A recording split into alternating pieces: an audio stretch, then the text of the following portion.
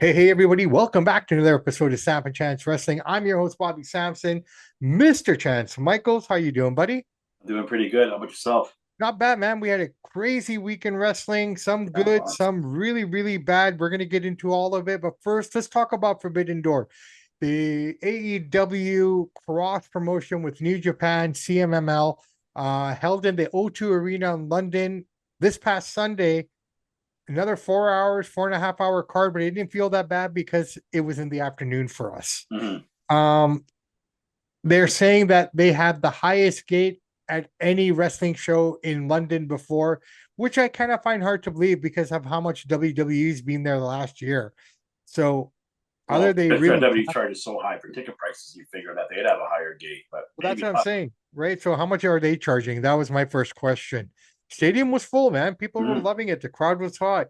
But let's get into the card itself, man. The show opens up with Adam Copeland and Christian Cage reuniting almost after 20, 15, 20 years, I would guess, somewhere along there, up Yeah, against Kip Sabian and Nick Wayne. But Nick Wayne wasn't there. They brought back Kill Switch, man.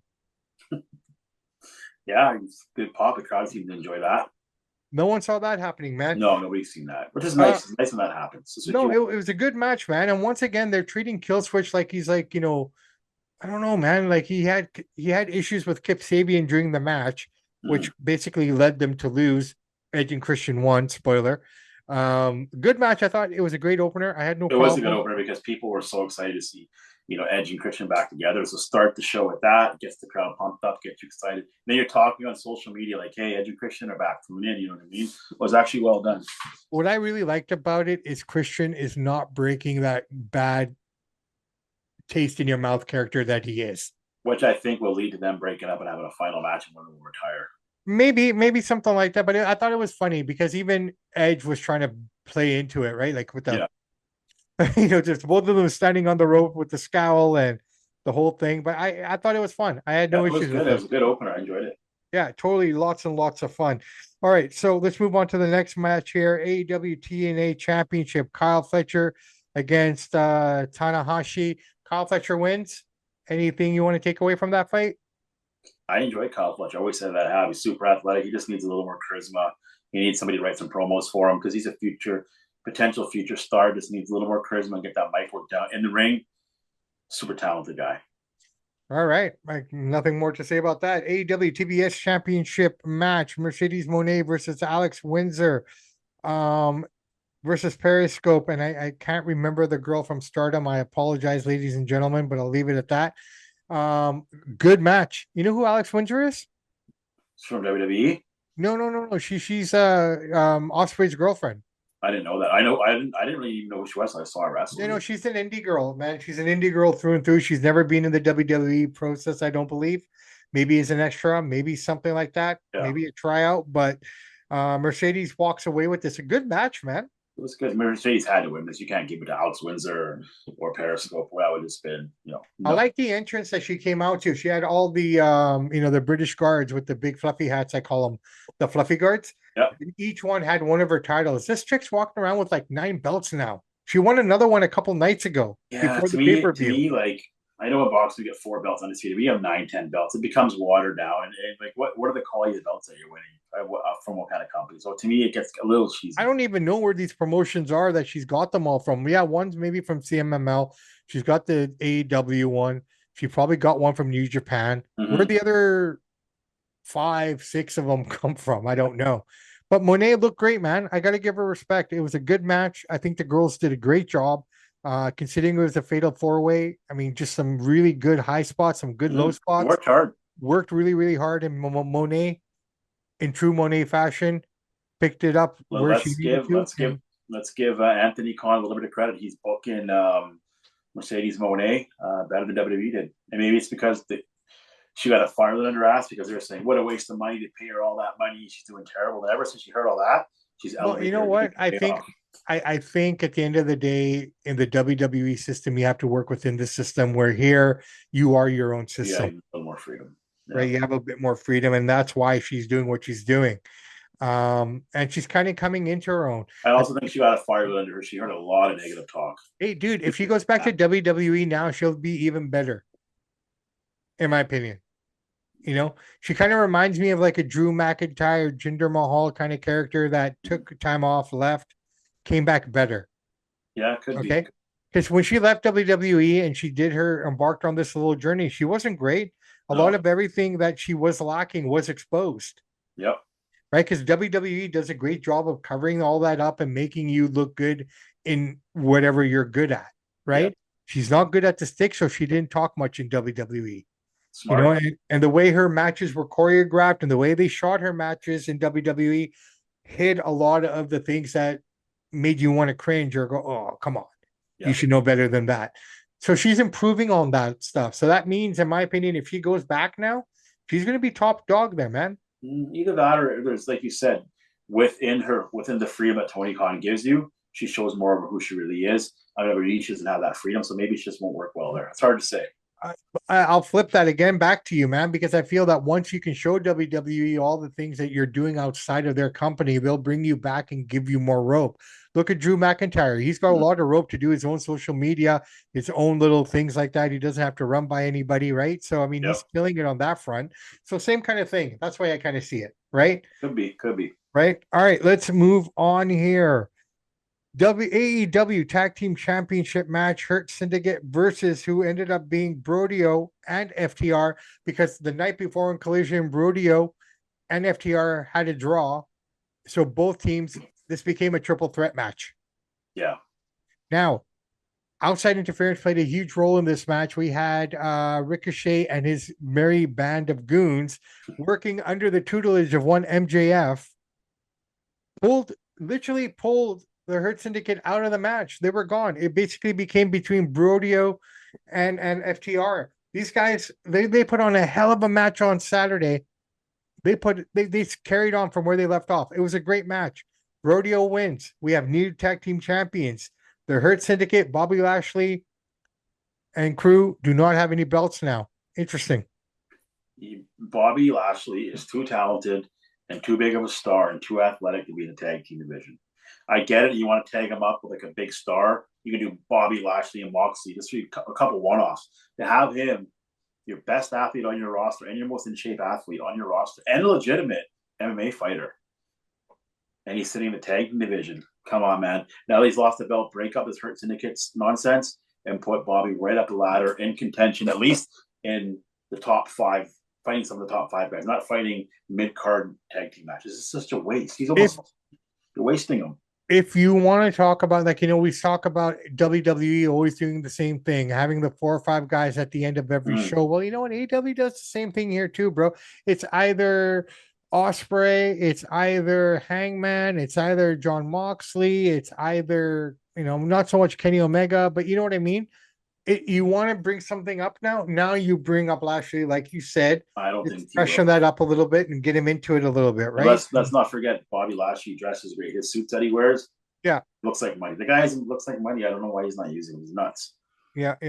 Now, your favorite match of the night, Okada versus Strickland for the AEW Unified Championship title.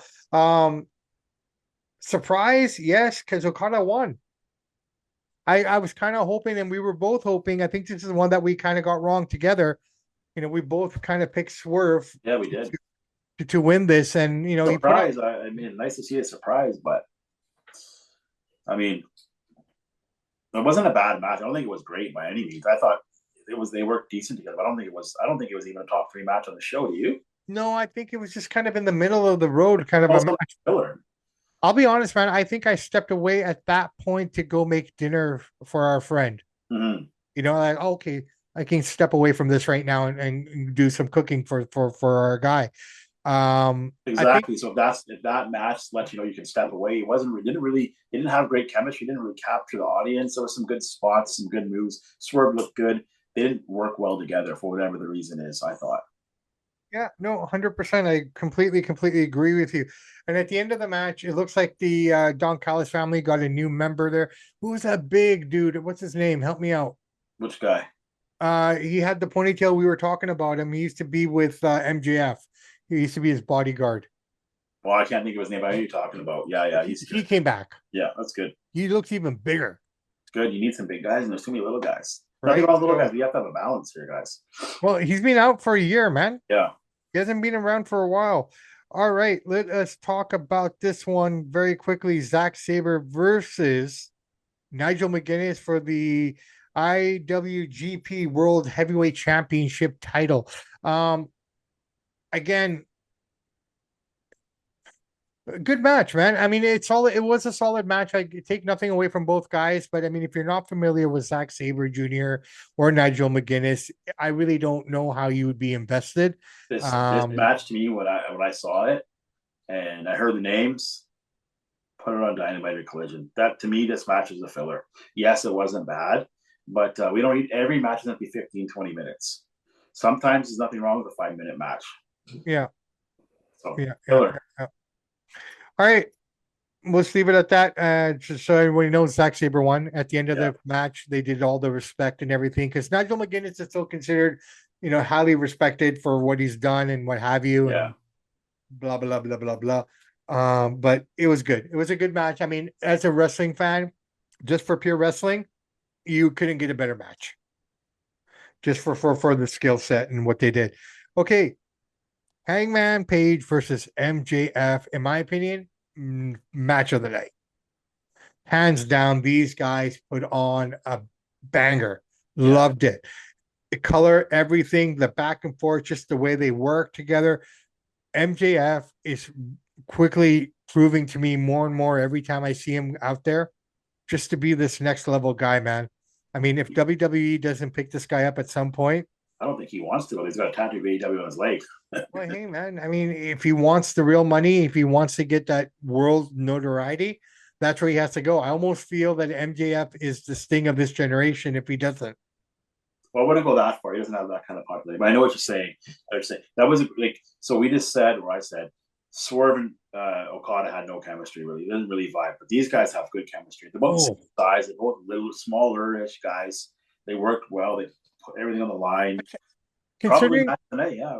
considering where I the would say match best match tonight. Or match.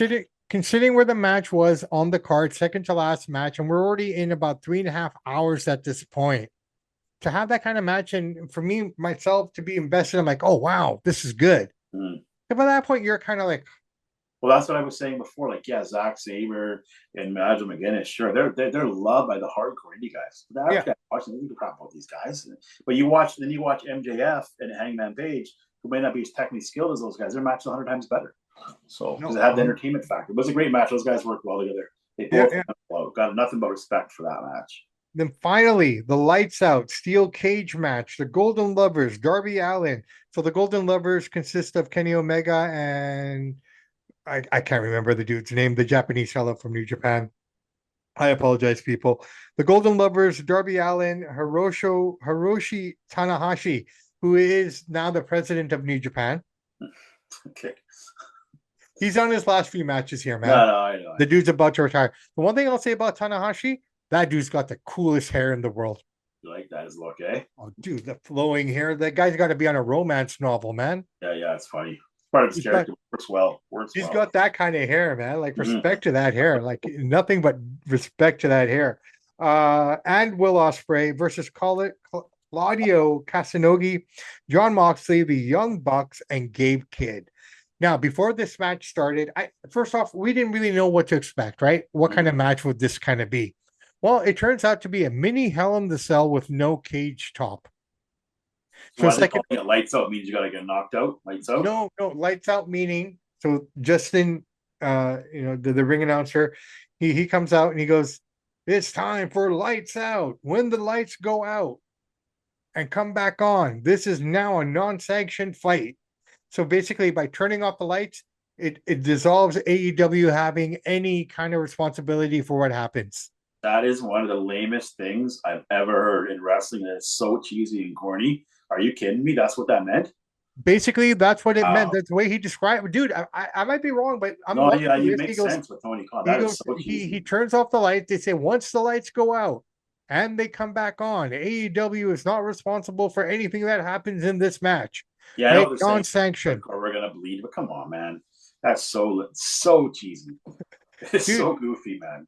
Well, first off, I thought it was goofy looking at the setup. I'm like, dude, this is just like a little Hell in the Cell. Mhm. So it's half the size of a Hell in the Cell With the open top. with an open top, right? And I thought, okay, you know what? As I'm watching this could actually work. This could actually be good. This is kind of cool. I like it, Mhm. right?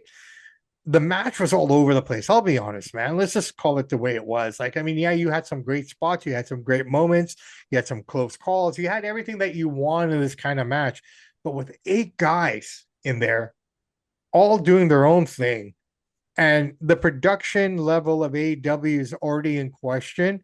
It's just how can they control this? And you already saw there were a few moments there, and I'm not trying to be nitpicky, bro, but unfortunately, I see things, you see things a little different than most people will, right? Mhm. Most people who watch wrestling will see it differently, right? Yeah. So the camera angles, they caught some bad shit that shouldn't have been caught, and they flubbed a couple spots here and there. I really don't think the cameramen knew where they were supposed to be, per se, because they were in there with them. And I'm glad you brought that up. So that's the difference between Vince McMahon and Tony Khan.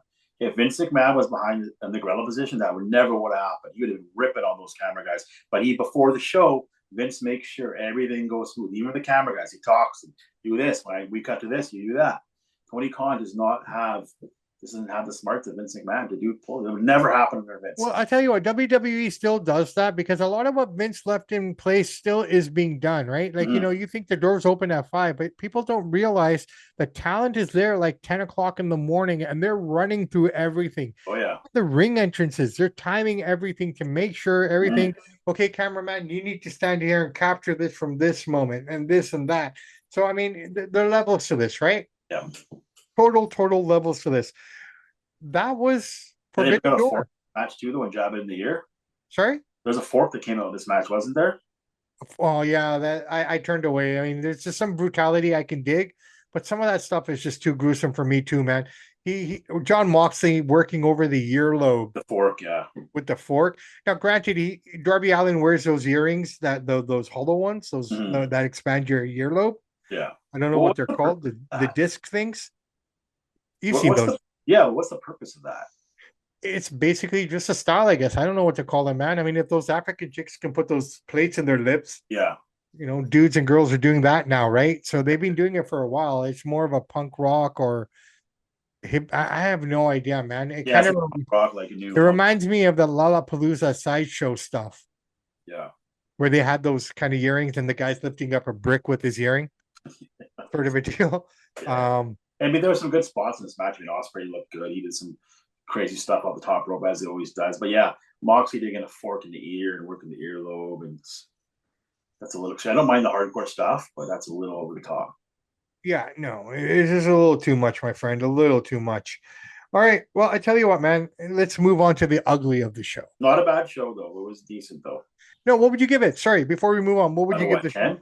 Yeah, out of 10. I give it 7.5. It's too long, and not every match. I don't need to watch half an hour matches and 20-minute matches every match. Come on, give me a 5-10 minute match. I'm not happy with it because some of these matches just drag on and on and on, and they start losing quality because it's just too long. Yeah, no, I got to give credit where credit is due. I mean, the crowd kept me in it. To Mm-hmm. be fair, that crowd was into it for the whole show, and you got to figure 0 hour had about 3 to 4 matches as well. Let's not forget about the pre-show, I won't even right? watch. So you had about 2, 3, at least a minimum 3 matches on that portion of the show. So Mm-hmm. everyone in there, if you're watching it at home as well with that, you're digesting. Oh goodness, maybe 5, 6 hours of wrestling. Yeah, it's just too much. Too much, right? Too much, my friend. All right, you ready? Do it. Let's talk about it, man. Unfortunately, over that weekend as well, we had an indie show in California, Rikishi's promotion. Okay. Okay. There's a fellow there by the name of Syko Stu.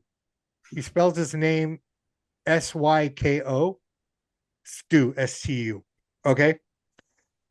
You run independence. You're a part of the independent scene here in Vancouver. So I find this is a great opportunity for you to share your experiences and shed some light on what I'm about to say.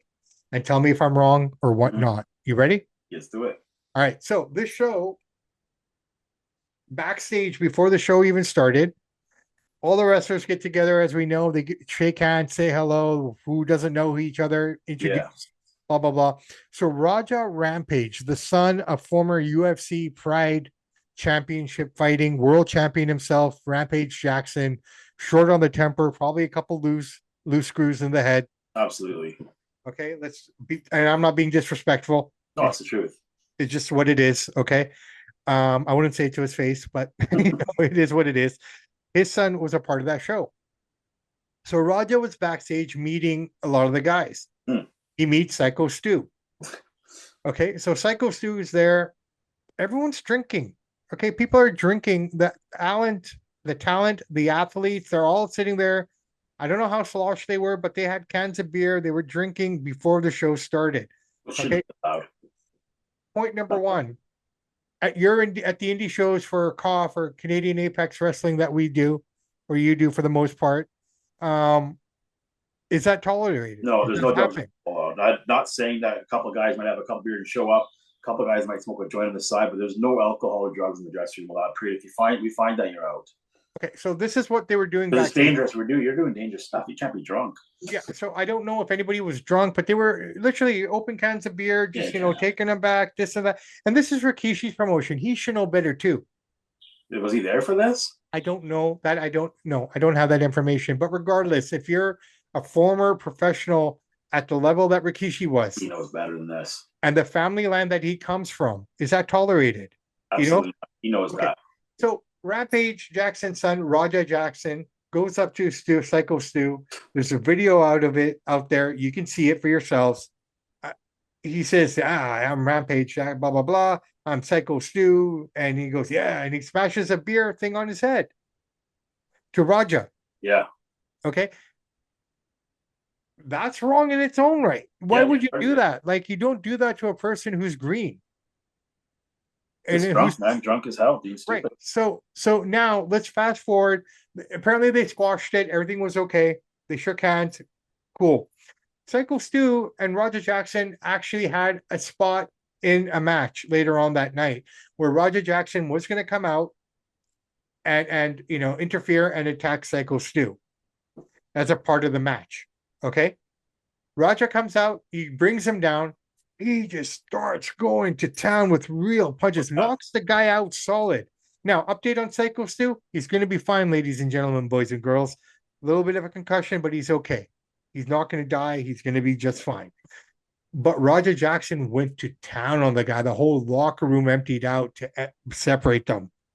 Now, in my opinion, shame on Roger Jackson, but Roger Jackson should have had a better sense of professionalism and whatnot. But I blame Syko Stu for this. Well, so there's a couple things here. Jake Shields was Rampage's really good friend. He said Rampage was super upset after this happened that his kid did that. So here's a couple things here. Number one, Syko does the beer thing on his head. They squash it to be professional to have a match. But obviously, Roger didn't squash it. He just said that. He was planning to get revenge. My question is, how drunk were these guys? How much were they drinking backstage? Roger went animalistic, though. You want to give him a stiff, example, what does Brock Lesnar do? Who did he stiff? Braun Strowman, yeah. He stiffed him once. That's all you need to know. Maybe one shot, shouldn't do it, but okay, I get it. A hard stiff. To beat the guy unconscious, to give him a brain damage. It's not brain damage. Give him a concussion where your brain actually moves in your head and shakes and causes you a concussion. That could be repercussions for Syko Stu when he's 60 or 70.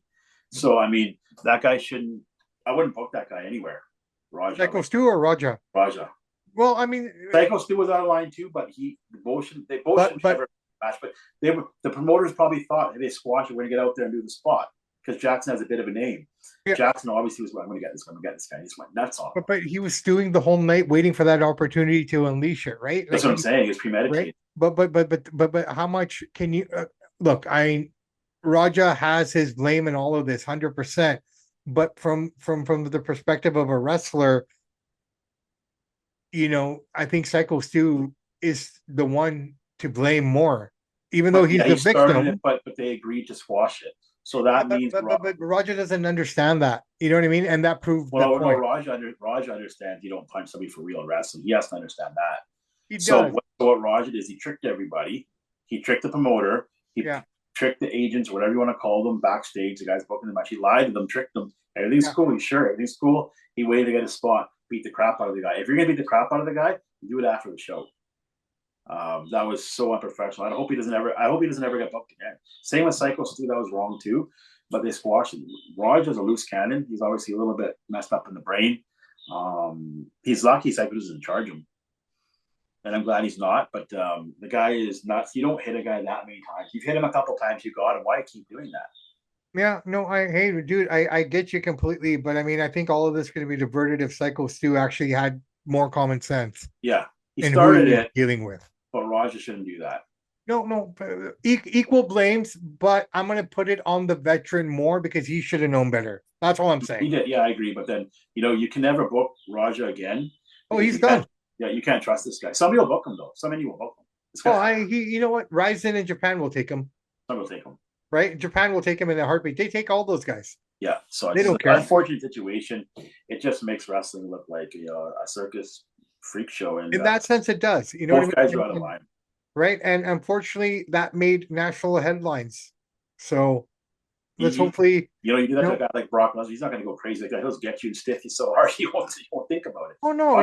One shot from Brock, okay, I understand, sir. Yeah. Right. Just I won't do it again. And Braun's never done it again. Yeah, exactly. You knew In fact, after that, Braun went soft. Yeah. Yeah, it's an unfortunate situation. That video has had millions and millions of views, went viral. It's got the wrestling world buzz. It's actually number one story in wrestling right now. And maybe it's a work, all of it, just to get Syko Stu's name out there. I never heard of Syko Stu before that day. I didn't even know Rampage's kid was wrestling. I had no idea. Neither did I. But there we go. All right, Guy.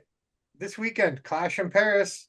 It's finally here. We have one show to go. I don't think any other matches are going to be announced. So what do you say? You and I predict this and then call this a show. Let's do it. All right. Before we go any further, guys and gals, remember we are now a part of the Wrestling Society Network.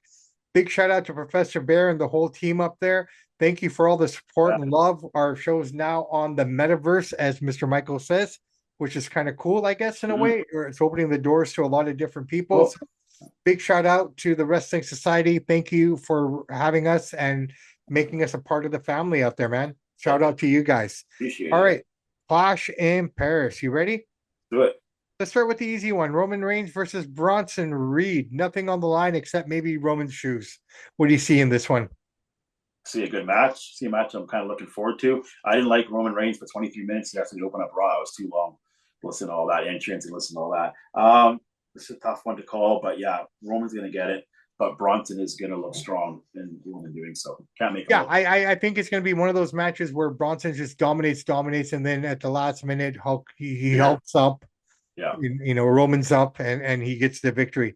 Does he walk away with the shoes though? I don't think so. I think that's still going to be hanging around somewhere else, right? So we're done with that one. Yeah, it'd be a good match. It gives Bronson Reed some more experience against a wily veteran and get his name up there and keep it strong. But Roman gets a W. Should be a good match, actually. I think ultimately what they're trying to build up is towards a Seth Roman match here. This is what they're building towards, right? Good old fashioned Donnybrook in Paris. Sheamus versus Rusev. This should be fun. I just listened to this the other day. We've seen the Sheamus and Rusev stuff going on for a while, a couple months. I hope this is it. Now it'll be a good match. But Rusev, there was no need to bring this guy back. It's just no. Yes, this is going to be a good match. Don't get me wrong. This can even be a match tonight. But the guy is just not over. He's no charisma anymore. His best days are behind him. So I hope after this match, this feud is done. And not a fan of Rusev. Let's see. They've traded victories. Their last match went to a no contest. So it's 1-1. Let's call it that. I like Sheamus. Sheamus works hard. I like his style of stiffing. But at the end of the day, he's been around for a long time. These two guys need to be off the cards, and we need some younger guys out here. I tell you what, man. In my opinion, so who do you pick? Rusev's going to get it. Okay, I'm going Rusev as well. My reason for Rusev winning is I think since he's come back since after WrestleMania, he's still trying to find his feet in the company, and hopefully this will stabilize him, and we can start seeing a bit more from Rusev. Rusev. He's tripping over both of his feet. The guy's never going to be over. It's just never going to happen. Hey, man, I'm being wishful. Yeah. Okay, fatal four-way match for the World Heavyweight title. Seth Rollins, LA Knight, CM Punk, and Jey Uso. which is fair because he never did get his rematch. Yeah. So he's getting his rematch here. Punk is getting his rematch. LA Knight, I guess because he beat Seth when the whole I hurt my knee incidents took place, he gets a Well, he spot. did hurt his knee. This wasn't as bad as they thought, so they spun it. But yeah, Yeah. But I mean, saying that I deserve a title shot. What I really like about this is you got everyone who hates Seth, but then you got the situation with Jey Uso and Punk kind of aligning and even taking out LA Knight. So it looks like LA Knight's the only guy who's on an island by himself in this match. That all being said, I still say Seth Rollins somehow finds a way to win this by hook or by crook. Very simply put, Seth Rollins for the win. yeah, they're not going to take the belt on the Seth right now. I would like to see the belt get off the guy personally. But yeah, it's not going back to Uso. Punk's not going to get it. I mean, you could give it to LA Knight because there's a lot of heat on the internet. People saying Triple H doesn't like him, doesn't book him well, always wants him to lose. So it could swerve everybody. You could give the belt to LA Knight. Very unlikely, but you're right. Seth's doing it for W.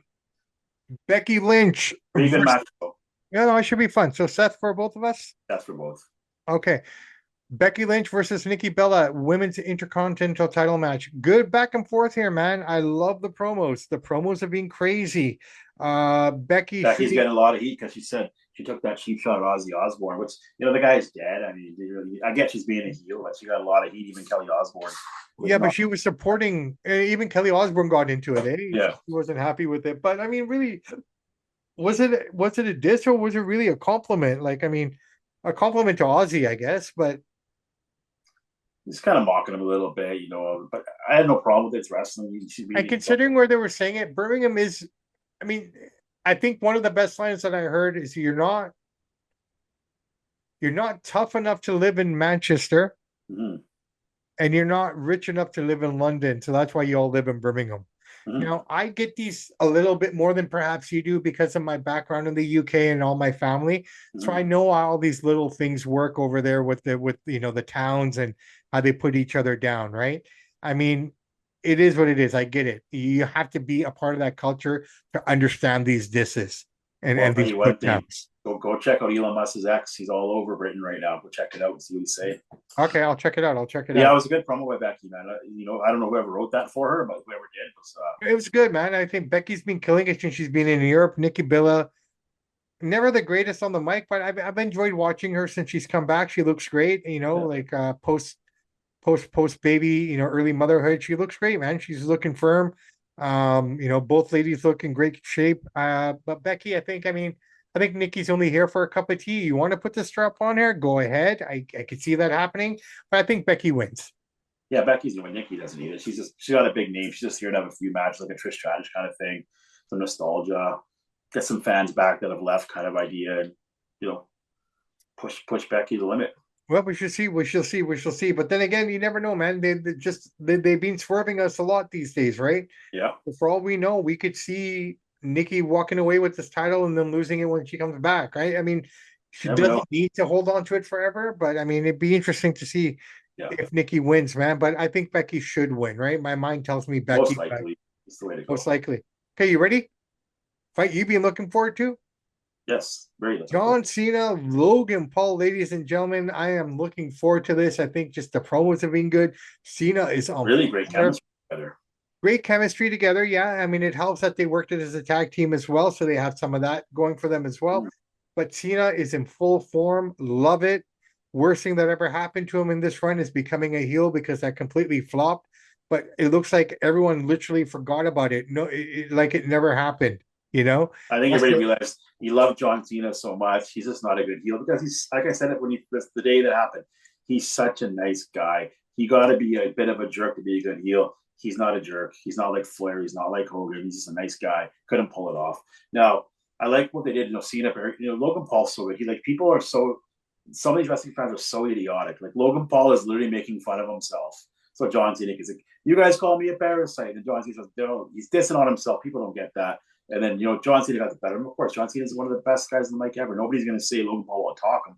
And Logan Paul got him backstage, hit him in the back there. So it was well done. I think that ending segment for last week's SmackDown was phenomenal. Just the way it pulled off, the timing, all of it. Again, AEW learned something from production here. This is what I'm talking about. The camera was right in the right spot where it was supposed to be. Everything was But people cultivated. don't. People, well, you get it, but I do. But a lot of people don't catch it. Yes, John Cena's making fun of him. You're a parasite. You know, you're all these things and stuff. It's not just about running fast. He's saying this guy can really run fast. It's not about just jumping high. So he's actually praising him. Cena's actually putting him over, but he's getting the crowd worked up by dissing him on little Exactly. things. Putting over the wrestling. It was well done. And that's what Cena's good at, right? Like people say, oh, Cena this, Cena that. That dude's put over more people than you can imagine.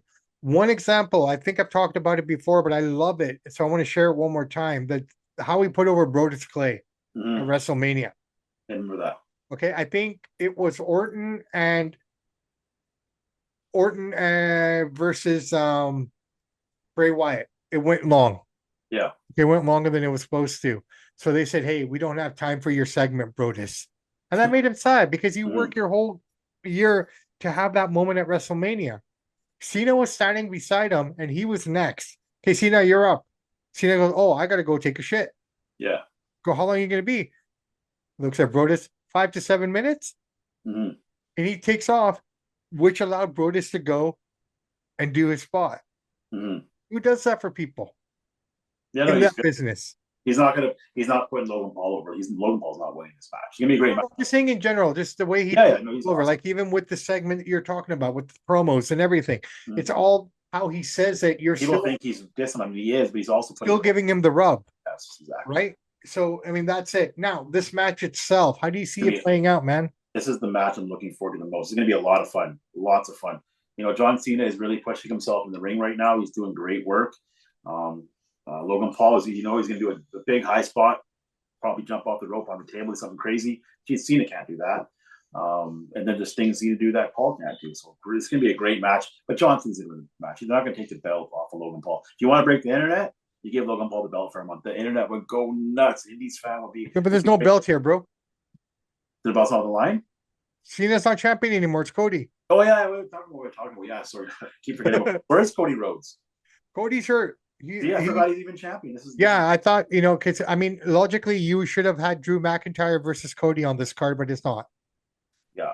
See, dude, that's the thing. I don't even know who's champion anymore. I forgot that Cody even beat him. That's how weak he's been as a champ. So it's gonna be a good match, but I know John Cena's gonna get the W.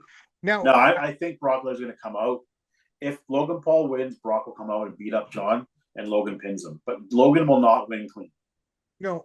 Well, here's what I'm predicting is, okay, so I think John Cena, if nothing, like you said, happens, then John Cena all the way clean, okay? Imagine Brock coming out, attacking Cena, but the referee would be a disqualification, so the referee has to be out or something has to work in the favor to allow Brock to come out. He F5 Cena, Logan wins. Logan's jumping around like, his Logan Paul character. Yeah. Brock kicks his ass too. Yeah. Brock, I think, will come out. The reason being, Cena's only got how many more dates left? I don't know, 7 after this, 10. So Brock Lesnar came back to ruin John Cena's retirement party. What better way than screwing you over? So the most hated guy in wrestling with the most heat. That's how good of a heel Logan Paul. Everybody hates him. I love the guy myself, but you know what I mean. So he screws over John Cena, and we will see a Brock and Cena match. I don't know, at Survivor Series, Royal Rumble, whatever it will be. Brock will come out and ruin the party. I'm pretty positive of that. No, for sure. Now you can see behind me, I got the Montreal Canadiens picture, and I got that wonderful shirt given to me by a beautiful friend of mine who went to Montreal for the Elimination Chamber. Do you know that guy? I think I know him. Yeah, I love the Elimination Chamber. That's a great structure to see live, man. Really... No. But do you know the guy I'm talking about who gave me that shirt? I know the guy, yeah. He's a wonderful human being. Good, great friend of mine. Oh, it's you, Mr. Michaels. That's a cool shirt. Thank you for that. And you know what? The reason I'm bringing that up is because I want the hat that Cena had in his final appearance at the Bell Center. Is it on the WWE website for sale? I don't know. I'm gonna go look for it. I don't know if it's available there. On for sale. Yeah, because I would love to get that hat on my hand because it's a Montreal Canadiens hat with his logo. Yeah, it's a cool hat. I'm not saying I'm going to wear it in public. I just want it to Some have of those hats only exclusive to the venue when you go to buy it for the merch stand. But that's what I'm saying. Right? Some of that stuff is only for the city. Yeah. So hopefully I can find it. If anyone out there knows of one, let me know. I want it. I want that hat. Not necessarily to wear on my head. I just want it on the back of that wall hanging. Yep, that'd be cool. Check it out. You'll probably find it somewhere. It's a cool hat. Even the shirt was cool. It just had the Habs kind of, anyways, I would just compliment it. All right, man. We've talked about AEW. We've talked about Clash in Paris. We talked about Syko Stu. I don't think there's anything else that we need to really touch on right Covered now. it all, man. Um, very short announcement. There have been a few releases in WWE, but nothing of name or recognition. These are guys from the ID program that they're working on now. We'll talk about the ID program in a different episode. But yeah, that's basically it, man. We're just gearing up. We got what? I guess we had Heat Wave for NXT, which was a good show. I know you didn't catch it, but it was a decent show. I enjoyed it. If you haven't seen it, go see it. So we got one SmackDown, and then we got Clash in Paris. And keep in mind, ladies and gentlemen, Clash in Paris, we have an 11 a.m. start on the West Coast for the show. Yeah, don't mind that once in a while.